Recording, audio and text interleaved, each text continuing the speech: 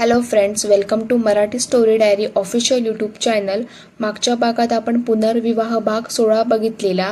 आज आपण भाग 17 बघणार आहोत। तुम्हाला हा व्हिडिओ आवडल्यास व्हिडिओला नक्की लाईक करा, शेअर करा आणि ह्याच्या पुढचा भाग लवकरच तुमच्या भेटीला येईल। तो लवकरात लवकर पाहण्यासाठी चॅनलला नक्की सबस्क्राईब करून ठेवा। चला तर मग सुरुवात करूया। मागच्या भागात आपण पाहिलं की प्रीतीनं स्नेहल पिक्चर बघत असतात आणि बघता बघता स्नेहलला त्रास होऊ लागतो। स्नेहल प्रीतीला सांगत असते की बायको म्हणजे नवऱ्याची पर्सनल प्रॉपर्टी असते ना, तो तिच्याशी कसाही वागू शकतो, वाटेल तेव्हा काहीही करू शकतो, त्याला म्हणणारं बोलणारं कुणीच नसतं, कारण तो नवरा असतो। लग्न केलं म्हणजे त्याला बायकोच्या शरीरावर आणि मनावरही पूर्ण अधिकार भेटतो। बायको म्हणजे दावणीला बांधलेली गाय असते आणि डोरलं म्हणजे व्यसन। नवरा म्हणेल तसं बायकोने वागायचं, केव्हाही कधीवर बेडवर ये म्हटलं की यायचं आणि नाही केली, प्रतिकार केला की मारझोड करून ओरबडून जे मिळवायचे ते मिळवून घ्यायचं। बायको कुणाजवळ आपलं दुःख सुद्धा बोलू शकत नाही। बेडरूमच्या गोष्टी बाहेर केल्या तर ती बायको चांगली नाही, वाभाडे काढणारी हा शिक्का मारला जातो तिच्यावर। तिचं दुःख समजून घेणारं कुणीच नसतं। सासू एक बाई असून ती सुद्धा समजून घेत नाही, फक्त एवढंच म्हणते पत्नीचा धर्मच आहे पतीच्या आज्ञेत राहणं। आत नकळत स्नेहलचं सगळं दुःख, सगळी गरज जी इतके वर्ष मनात साचली होती ती बाहेर पडते। प्रीतीला सगळं कळतं की स्नेहल आपल्या पहिल्या नवऱ्याबद्दल बोलत आहे, तरीही आपल्याला काही माहिती नसल्याचा आव आणीत रागाने, वहिनी खरं खरं सांग, दादा तुझ्याशी असा वागतो का ग? तू मला सांग, मी बोलेन त्याला, पण तू अशी गप्प नको राहू। कुणी जरी तुझी साथ दिली नाही तरी मी तुझ्या सोबत आहे, मग भलेही तो माझा दादा का असेना। प्रीतीचे शब्द ऐकताच खाडकन स्नेहल शुद्धीवर येत, प्रकाशजी नाही ताई, प्रकाशजी तर देव माणूस आहे, आजपर्यंत त्यांनी मला साधा स्पर्श सुद्धा केला नाही, त्यांच्या इतकी तर माझी काळजी कुणीच घेत नाही, ते खूप चांगले व्यक्ती आहे। त्यावर प्रीती, मग तू जे आता काय बोलली ते कुणाचं सांगत होती? त्यावर स्नेहल पुन्हा अश्रू गाळीत, माझंच सांगत होती, माझा पहिला नवरा असाच होता, या पिक्चर मधल्या हिरो सारखा।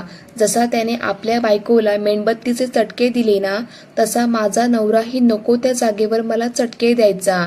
हे काल्पनिक नाही आहे ताई, मी हे 6 महिने सगळं भोगलंय। स्नेहलचे शब्द ऐकून प्रीती रडत कानावर हात ठेवत, वहिनी चुप राहा, मला नाही ऐकणं होत, आणि थोडा वेळ दोघेही स्तब्ध होतात, कुणाच काही बोलत नाही। स्नेहल उठून जाते आणि 2 ग्लास पाणी आणीत एक ग्लास प्रीती समोर धरते।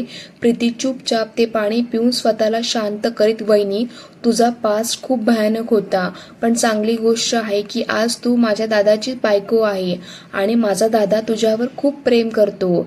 आता त्या भयानक आठवणी काढून स्वतःला त्रास देण्यात काहीच अर्थ नाही, ते सगळं विसर आणि नव्याने आयुष्याला सुरुवात कर। त्यावर स्नेहल पुन्हा डोळ्यात पाणी आणून प्रीतीचे दोन्ही हात हातात घट्ट पकडत, ताई खरंच नव्याने सुरुवात करायची आहे, मला प्रकाशजींना सगळे सुख द्यायचं आहे, त्यांच्यासोबत आपल्या सहजीवनाची सुरुवात करायची आहे, पण काय करू? माझा पास्ट नेहमी आडवा येतो, मी खूप प्रयत्न करते पण त्या भयानक आठवणी माझा पिच्छा सोडत नाही, काय करू ताई मी? तुम्ही तरी मला काही सोल्युशन द्या। मला माहिती आहे प्रकाशजींना एक साथीदाराची गरज आहे, जी त्यांना मानसिक आणि शारीरिक दोन्ही पातळीवर त्यांना समजून त्यांना सुख देऊ शकेल। मला ती त्यांची साथीदार व्हायचं आहे, आपल्या प्रेमाने त्यांचा एकटेपणा दूर करायचा आहे, आतून खूप दुःखी आहे, त्यांचं दुःख कमी करायचं आहे, पण काय करू मी? मला समजत नाही मी काय करू? त्यावर स्नेहल आतून खूप खुश होते की स्नेहल तिच्या दादावर त्याच्या इतकंच प्रेम करते, पण तिच्या त्या भयानक पास्टमुळे ती त्याच्यासमोर खुलत नाही आहे। त्यावर प्रीती समजावत, वहिनी मी जे सांगेल ते तुम्ही कराल? त्यावर स्नेहल, हो ताई मी करेन, तुम्ही सांगा ना, मी माझं नातं कसं सुरळीत करू? त्यावर प्रीती समजावत, हे बघ वहिनी, माझं लग्न झालं, मला गणेशने भरभरून प्रेम दिलं, त्यामुळे माझ्या आठवणी कायम मला ऊर्जा देतात। कधी जर गणेश काही दिवसांसाठी दूर जरी गेला ना, तर त्याच्या त्या सुंदर आठवणीत मी ते दिवस काढते, पण तुझं तसं नाही, तुझा पास्ट खूप भयानक आहे, त्या आठवणी तुमच्या माइंडमध्ये इतक्या फिट बसल्या की त्या निघता निघत नाही, म्हणून तुम्हाला नवीन आयुष्य सुरू करायचं असूनही तुम्ही हिंमत नाही करू शकत आहात, बरोबर ना? त्यावर स्नेहल मान हलवत, त्यावर प्रीती तिला समजावत, वहिनी या आठवणी तुमच्या माइंडमधून तेव्हाच डिलीट होतील जेव्हा तिथे दुसऱ्या आठवणी तुम्ही स्टोअर कराल आणि त्यासाठी तुम्हाला हिम्मत करून फक्त एकदा तुम्ही दादाला समर्पित व्हा. मी गॅरंटी देते दादाच्या आठवणी इतक्या स्ट्रॉंग राहील की तुमच्या पास्टमधील सगळ्या आठवणी पुसून टाकेल. नंतर तुम्हाला त्या आठवणी कधीच त्रास देणार नाही. प्रेम म्हटलं की तुम्हाला फक्त दादाचा चेहरा दिसेल आणि ओठांवर स्माईल येईल. तुम्हाला फक्त एकदा हिम्मत करायची आहे. बोला, कराल का? त्यावर स्नेहल प्रीतीने दाखवलेल्या स्वप्नात रंगून जात, हो करेन मी हिम्मत, पण तेव्हा तुम्ही इथेच राहाल ना माझ्यासोबत? त्यावर प्रीती, बरं मी इथेच थांबेल. मग आज तुझी सोय दादाच्या बेडरूममध्ये करायची? त्यावर स्नेहल खाली मान घालून चालेल. त्यावर प्रीती एक्साइट होत, थोडी सजावट करू का रूममध्ये?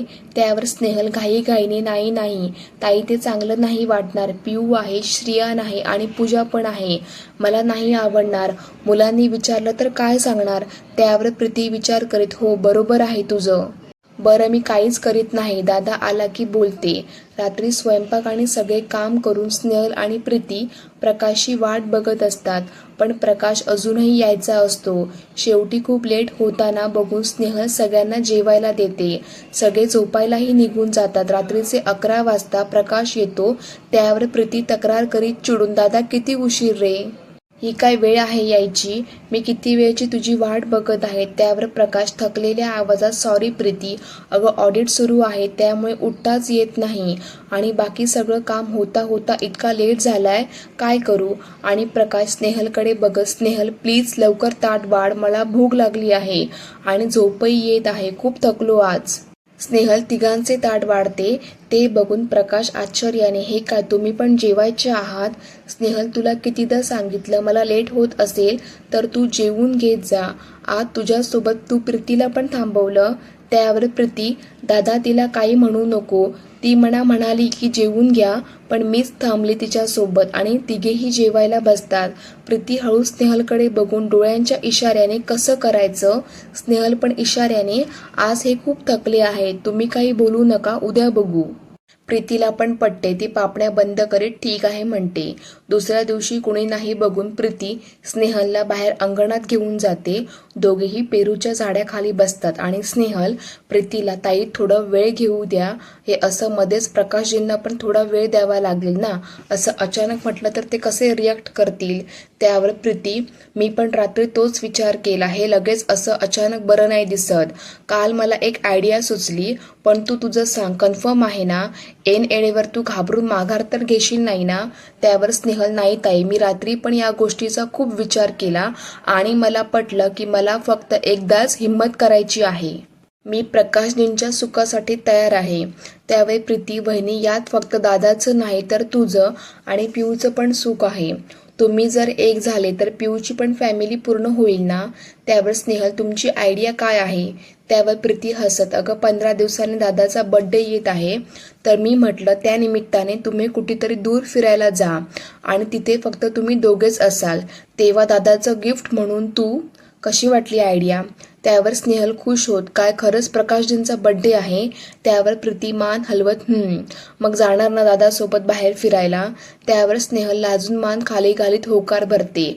त्यावर प्रीती एक्साइट होत, ठीक आहे, मी गणेश सोबत बोलते आणि मग तसं दादाला सुट्ट्या घ्यायला लावते. दुसऱ्या दिवशी सायंकाळी प्रीती टेरेसवर जाते आणि गणेशला कॉल लावते. गणेश कॉल रिसीव्ह करीत, बोला मॅडम. त्यावर प्रीती, कुठे आहेस? ऑफिसमध्ये आहे की घरी आला? त्यावर गणेश, बस अर्धा तास झाला येऊन. त्यावर प्रीती, चहा घेतला? त्यावर गणेश, नाही. त्यावर प्रीती काळजीने, का? तुला घरी येतच आधी चहा लागतो. त्यावर गणेश, तुला तर माहितीच आहे आई कसा चहा बनवते ते, खरंच प्यायची इच्छा मरून जाते. मला अर्धा कप चहा पाहिजे, पण कसा? एकदम स्ट्रॉंग, दूध, पत्ती जास्त, साखर कमी आणि थोडं आलं. बरं ते सोड, तू मस्त एन्जॉय करीत असणार. आता काय घरी वहिनी आहे म्हणजे माहेर वाशिणीला फुल आराम असेल. त्यावर प्रीती चिडवत, मला आराम मिळतोय बघून तुला जेलस होतंय का? त्यावर गणेश, कर मस्त मस्त मजा कर, आम्ही भोगतो इकडे हाल. कधी येतेस घरी? करमत नाही यार, आठवण येते.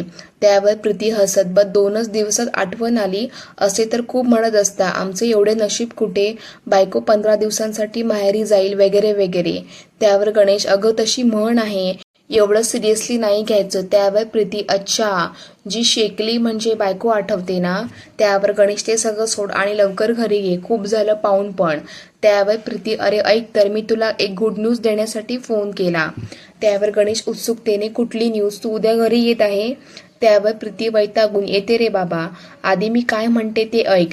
त्यावर गणेश बोल. त्यावर प्रीती अरे दादाचा बर्थडे येत आहे तर मी दादा आणि वहिनीला हनीमूनला पाठवायचा प्लॅन करत आहे. त्यावर गणेश आश्चर्याने काय पण तुझी वहिनी तयार होईल का. त्यावर प्रीती तीच तर खरी गंमत आहे, वहिनी स्वतः या गोष्टीला तयार आहे. ती स्वतः मला म्हणाली की तिला दादासोबत नवीन सुरुवात करायची आहे. त्यावर गणेश आश्चर्याचा धक्का बसत काय खरंच, तू 2 दिवसातच अशी का जादू केली की तुझी वहिनी एकदम हनीमूनला जायला तयार झाली. त्यावर प्रीती अरे मी काहीच केलं नाही. वहिनीच्याही मनात सुरू होतं की दादासोबत नवीन सुरुवात करावी, पण तिचा तो फोबिया आणि ती स्वतः कशी म्हणू शकत होती ना. त्यासाठी दादाने थोडे प्रयत्न केले असते तर कदाचित ती तयार झालीही असती. पण दादा म्हणजे हिमालय पर्वत, तो जागचा हलायलाही तयार नाही. ती बिचारी एकटी काय करणार. मीच विषय काढला तसं तिने तिच्या मनातल्या गोष्टी बोलून दाखवल्या. त्यावर गणेश बरं मी सुट्ट्या घ्यायचं बोलतो प्रकाशला, पण यांना पाठवायचं कुठे. त्यावर प्रीती विचार करे गोवा. त्यावर गणेश पागल झाली का या गरमीत गोवा. त्यावर प्रीती मग तूच सांग. तसं शिमला मनाली छान आहे, आता बर्फ तर नसेल बट वातावरण थंड असतं आणि सगळ्यात सुंदर तिथला नेचर, अशात दोघांना फिरायला मजा येईल. त्यावर प्रीती मग तिथेच पाठवू. त्यावर गणेश आधी याला किती सुट्ट्या मिळतात ते बघायला लागेल, त्यानुसार प्लॅन करावं लागेल. नागपूरवरून तिकडे जायला पूर्ण 1 दिवस 1 रात्र जाते. त्यावर प्रीती हे बघ माझं काम झालं, वहिनी रेडी आहे, आता तुम्ही बघा ते सुट्ट्या बुकिंग आणि कसं प्लॅन करायचं ते. त्यावर गणेश अच्छा तुझं काम झालं तर तू येऊन जा घरी, आता काय करणार आहे तिथे राहून, आपलं घरच बरं असतं, पाहून पण काय 2 दिवसाचं. त्यावर प्रीती चिडत मी अजून 8 दिवस तरी यायची नाही, तुझ्या बहिणीला बोलवून घे घरी, तसेही तिचे लक्षण काही चांगले दिसत नाही. त्यावर गणेश हो ग बाई बोलवतो, आता तसंही तिथे तिचं काम नाही. तेवढ्यात प्रकाश वर येत काय करीत आहेस ग. त्यावर प्रीती नाही का. त्यावर प्रकाश चल ना जेवायला. त्यावर प्रीती फोन कट करीत हो आलेच, गणेश सोबत बोलत होते. त्यावर प्रकाश काय म्हणतो गणेश. त्यावर प्रीती हसत त्याला जे म्हणायचं आहे ते तो स्वतःच फोन करून सांगेल, एवढं बोलून ती खाली निघून जाते. प्रकाश गोंधळात पडून स्वतः फोन करेल, माझ्याशी आता काय काम आलं याला. दुसऱ्या दिवशी गणेश प्रकाशला कॉल करतो. प्रकाश कामात असल्याने गणेश मी तुला नंतर कॉल करतो, आता बिझी आहे. त्यावर गणेश ठीक आहे पण कॉल नक्की कर नाहीतर पछतावशील. प्रकाश गणेशच्या बोलण्याचा विचार करायला लागतो, असं काय बोलायचं आहे याला. काल प्रीती पण बोलत होती, एवढं काम आटोपलं की मग कॉल करतो. सायंकाळच्या वेळी प्रकाश ऑफिसच्या बाहेर चहा टपरीवर येतो आणि झाडाखाली चेअरवर बसून एक कटिंगची ऑर्डर देत तो गणेशला कॉल लावतो. त्यावर गणेश 100 वर्ष आयुष्य आहे तुझं, आता तुझीच आठवण करीत होतो, म्हटलं अजून कॉल का नाही आला.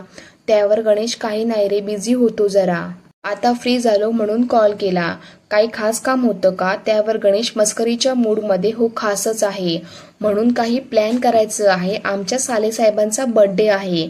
प्रकाशच्या लक्षात येतं त्याचा याच महिन्यात बर्थडे आहे. त्यावर गणेश बर्थडे तर नेहमीच येतो, पण या अगोदर स्नेहल नव्हती ना, तिच्या हयातीत तर पहिलाच बर्थडे आहे ना. त्यावर प्रकाश ठीक आहे, काय प्लॅन करीत आहात, पार्टी पाहिजे बाहेर 5 स्टार हॉटेलमध्ये.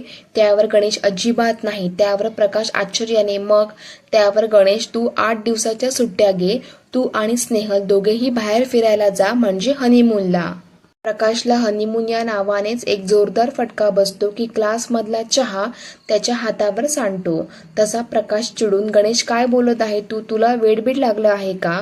त्यावर गणेश चिडवत का काय झालं की असं काय वेगळं बोललो, लग्न झाल्यावर लोक हनीमूनलाच तर जातात.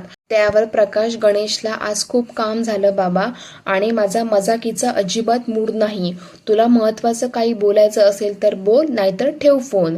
त्यावर गणेश त्याला थांबवत अरे थांब थांब, फोन कट करू नको, खरंच खूप महत्वाचं बोलायचं आहे म्हणून कॉल करायला लावला. त्यावर प्रकाश बोल लवकर. त्यावर गणेश प्रकाशला पहिले दिलपे हात रखलो. त्यावर प्रकाश वैतागून तुझी पुन्हा नौटंकी सुरू झाली, प्लीज यार. त्यावर गणेश ओके ओके, मला तुला हे सांगायचं होतं की स्नेहलला तुझ्यासोबत एक नवीन सुरुवात करायची आहे आणि ती तुझ्यासोबत हनीमूनला जायला तयार आहे. क्षणभर प्रकाशला कळतच नाही गणेश काय बोलला ते. त्यामुळे तो सहजपणे ठीक आहे ना, चालेल जाऊ. त्यावर गणेश ओके, मग किती दिवसाच्या सुट्ट्या घेतो. पण बोलल्यानंतर लगेच प्रकाशच्या लक्षात येतं की गणेश काय बोलला तो लगेच आश्चर्याने थोड्या उत्सुकतेने गणेश तू आता काय म्हणाला. त्यावर गणेश जोरात हसत जे तू ऐकलं. त्यावर प्रकाश आनंदाने आणि आश्चर्याने स्नेहल खरंच माझ्यासोबत ती बोलली तुला. त्यावर गणेश त्याचे इमोशनल समजून सिरियस होत मला नाही बोलली, तुझ्या बहिणीजवळ बोलली. प्रकाश तू कधी स्नेहलच्या मनात काय आहे हे जाणून घ्यायचा प्रयत्नच नाही केला. तुला तिचा फोबिया समजला तरी तू तिला यातून बाहेर काढायचा प्रयत्न नाही केला. अरे तू जर तिला समजून घेण्याचा प्रयत्न केला असता तर तुलाच कळलं असतं की तिचं तुझ्यावर प्रेम आहे. मी सांगितलं तरी तू ऐकलं नाही. त्यावर प्रकाश इमोशनल होत मला कळलंच नाही रे, पण जर स्नेहलला नवीन सुरुवात करायची आहे तर मी मागे हटणार नाही. त्यावर गणेश बरं मी काय म्हणतो, मी आणि प्रीतीने ठरवलं आहे की तुझा बर्थडे छान दूर कुठेतरी सेलिब्रेट करावा. फक्त तू आणि स्नेहल. मला वाटतं शिमला मनालीला जायला पाहिजे. तू म्हणत असेल तर मी बुकिंग करतो, तू फक्त तुझ्या सुट्ट्या मॅनेज कर. त्यावर प्रकाश खुश होत मी तुला उद्या सांगतो, उद्या बुकिंग कर, ठीक आहे. त्यावर गणेश हसत ठीक आहे. प्रकाशला तर आज सगळं आभाळ ठेंगणं झालं होतं. सायंकाळची हलकी हवा सुरू होती. प्रकाश डोळे बंद करून त्या वाहणाऱ्या हवेचा आनंद घेत ऑफिसमध्ये जातो. सगळा स्ट्रेस एका क्षणात निघून गेला होता. फक्त एका बातमीने. प्रकाश घरी येतो तेव्हा प्रीती, आई आणि स्नेहल गार्डनमध्ये बसून गप्पा मारता मारता बाजूला खेळणाऱ्या पिऊ आणि श्रियांवर लक्ष पण ठेवत असतात. प्रकाशला आज स्नेहलशी एकट्यात बोलायचं होतं पण प्रीती असल्याने त्याला जमलंच नाही. कधी स्नेहल किचनमध्ये बिझी असते तर कधी पिऊ सोबत तर कधी प्रीती सोबत. खूप प्रयत्न करूनही त्याला स्नेहल सोबत एकांत मिळत नाही. गणेश लगेच प्रकाश आणि स्नेहलसाठी मनालीचं एक पॅकेज बुक करतो. एके दिवस रात्री सगळे झोपायला गेल्यावर प्रीती आईच्या रूममध्ये येते. झोपली का ग. त्यावर प्राजक्ताताई नाही ग, डोळे मिटून पडून राहावं मग येते कधीतरी झोप, नाहीतर अशीच झोप येत नाही. इकडे प्रीती बेडवर आईच्या बाजूला बसत का झोप येत नाही. कसलं टेन्शन घेते तू. त्यावर प्राजक्ताताई आता कसलं टेन्शन ग, पक्याचं आणि पिऊचं होतं पण पक्याला स्नेहलसारखी बायको मिळाली, आता कसलं टेन्शन नाही मला. पिऊचं सुद्धा नाही. एवढ्याशा जीवाला तिची माय टाकून गेली पण देवाने स्नेहलच्या रूपात तिला दुसरी आई दिली. त्यावर प्रीती खरं आहे ग, स्नेहल पिऊला एवढा जीव लावते ना कुणी म्हणणार नाही ही सावत्र आई आहे. त्यावर प्रीती रागवत कुणी म्हणणार नाही म्हणते आणि तूच म्हणते सावत्र आई, यानंतर पुन्हा कधी असं बोलू नको. त्यावर प्राजक्ताताई बरं बरं नाही बोलणार. अगं पण तू झोपली का नाही. त्यावर प्रीती थोडं बोलायचं होतं तुझ्याशी म्हणून आले. त्यावर प्राजक्ताताई उद्या बोललो असतो ना. त्यावर प्रीती आई उद्या मी घरी जात आहे. त्यावर प्राजक्ताताई डोळे मोठे करून एवढ्या लवकर, अगं राहिली असती ना अजून काही दिवस. त्यावर प्रीती नको ग, तिकडे गणेशचे खाण्याचे फार हाल होतात, मग तो चिडचिड करतो माझ्यावर, त्यापेक्षा मीच जाते.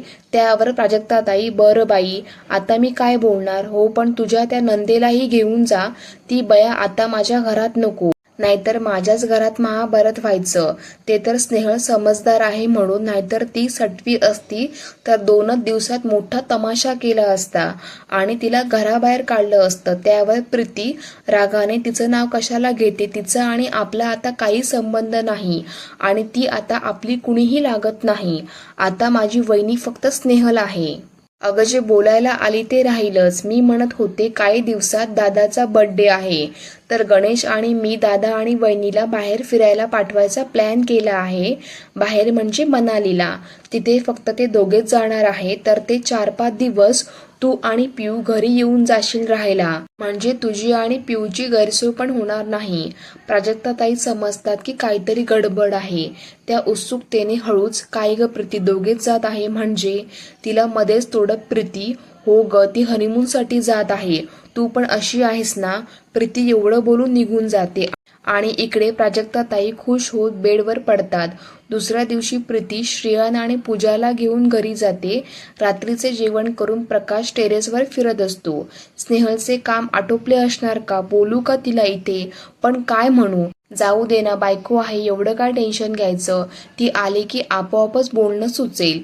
तो लगेच स्नेहलला कॉल लावतो आणि वर टेरेसवर यायला सांगतो. स्नेहलला सुद्धा प्रकाशशी एकट्यात बोलायची इच्छा होती, पण पिऊ झोपायची होती. ती सारखी परीची गोष्ट सांग, परीची गोष्ट सांग तर गाणं म्हण करीत होती, पण झोपत नव्हती. स्नेहलला कळत नाही काय करावं. प्रकाश वाट बघत असेल. अर्धा तास झाला त्याचा कॉल येऊन. काय करू, कशी जाऊ. पिऊला असं टाकून पण नाही जाऊ शकत. ती लगेच प्राजक्ताताई जवळ जात, आई तुम्ही झोपला का.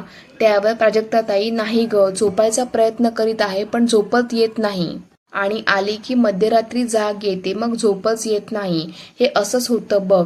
त्यावर स्नेहल थोडं अडखळत नाईलाजाने, ठीक आहे, तुम्ही आराम करा. प्राजक्ताताई तिचा उदास चेहरा बघून, तू आली कशासाठी होती.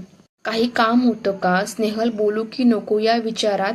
ते प्रकाशजींना माझ्याशी महत्त्वाचं बोलायचं होतं, पण पिऊ झोपतच नाही आहे म्हणून ते. प्राजक्ताताई समजते दोघांना काय बोलायचं असेल ते. बरं बरं, तिला आण इकडे, तसंही मला झोप येत नाही आहे. स्नेहल मनात खुश होत पिऊला आईकडे आणून देते आणि टेरेसवर जायला वळते, पण पुन्हा रूममध्ये येते. एक वार आरशात स्वतःला बघते. कामामुळे चेहरा जरा जास्तच ऑइली झालेला दिसतो. खूप थकल्यासारखा पण वाटत होता. ती लगेच चेहरा वॉश करते आणि नाईट क्रीम लावून हलका त्यावर पावडर लावते. कपड्यावरची टिकली ठीक करते. केसांवरून कंगवा फिरवत क्लचर नीट बसवते आणि टेरेसवर जाते. तिला बघताच प्रकाश थोडा वैतागून, अगं किती उशीर, किती वेळची मी वाट बघत आहे, आता खालीच येणार होतो मी. त्यावर स्नेहल समजवत, प्रकाशजी ती पिऊ झोपतच नव्हती म्हणून लेट झालं. बाहेर हलका वारा वाहत असतो. त्या वाऱ्याच्या झुळकीने काही केस सुटून स्नेहलच्या चेहऱ्यावर रेंगाळू लागतात. प्रकाशच्या लक्षात येतं की स्नेहल तयार होऊन आली आहे, नाहीतर रोज कामानंतर तिचा चेहरा थकल्यासारखा दिसतो. तिच्या या कृतीने त्याला समजायला वेळ लागत नाही की स्नेहलला सुद्धा आपण आवडतो. तो शांत होत, अगं प्रीतीने तुला बुकिंगचं सांगितलं का. त्यावर स्नेहल लाजत, हो. त्यावर प्रकाश, स्नेहल तू मनापासून तयार आहे ना माझ्यासोबत यायला. तिकडे आपण दोघंच असू, म्हणजे पिऊ पण नाही. त्यावर स्नेहल खाली मान घालून, हो मी तयार आहे. तरीही प्रकाशचं समाधान होत नाही. तुला सगळं माहिती आहे ना आपण तिकडे का चाललो ते. त्यावर स्नेहल मनात, आता हो म्हटलं तर कितीदा फिरून फिरून तेच तेच विचारत आहे. त्यावर प्रकाश पुन्हा विचार करीत, हिला नक्की माहिती आहे ना की आपण हनीमूनला चाललो, की हिला वाटायचं फक्त फिरायला चाललो. तो पुन्हा अडखळत, ते गणेशने आपल्यासाठी हनीमून पॅकेज बुक केलं आहे. म्हणजे मला माहीतच नव्हतं. ते तर बुक करून झाल्यानंतर कळलं. आता मात्र स्नेहलला राग येतो. म्हणजे यांना हनीमूनला नव्हतं जायचं, फिरायला जायचं होतं का फक्त. त्यावर स्नेहल हिम्मत करून, प्रकाशजी तुमची जर इच्छा नसेल तर कॅन्सल करू शकता. तसा झटक्याने स्नेहलकडे बघत प्रकाश, नाही नाही, मला तसं नव्हतं म्हणायचं, उलट मला तर तुझ्यासोबत यायला आवडेल.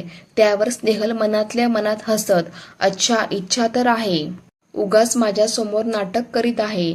त्यावर स्नेहल, प्रकाशजी मी आज जाते, सकाळी लवकर उठायचं आहे. त्यावर प्रकाश तिचा हात पकडत, थांब ना, बस ना थोडा वेळ. स्नेहल लगेच थांबते, पण दोघांनाही सुचत नाही काय बोलावं. प्रकाश काहीतरी आठवत, स्नेहल या संडेला आपण शॉपिंगला जाऊ. तिकडे जाण्यासाठी तुलाही काही शॉपिंग करायची असेल ना. त्यावर स्नेहल आठवत, अरे हो, मला तर प्रकाशजींसाठी बर्थडे गिफ्ट पण घ्यायचं आहे. हो हो, मलाही शॉपिंग करायची आहे. त्यावर प्रकाश, ठीक आहे, मग जाऊया संडेला. चला फ्रेंड्स, आजच्या पुरतं एवढंच. ह्याच्या आधीचे भाग जर तुम्ही बघितला नसाल तर त्याची लिंक मी डिस्क्रिप्शन बॉक्समध्ये टाकत आहे. त्याच्यावर क्लिक करून ते तुम्ही नक्की बघून घ्या. आणि हो, भाग कसा वाटला ते कमेंट करून नक्की सांगा आणि चॅनलला नक्की सबस्क्राईब करून जावा, जेणेकरून पुढच्या व्हिडिओसाठी मला प्रोत्साहन मिळेल.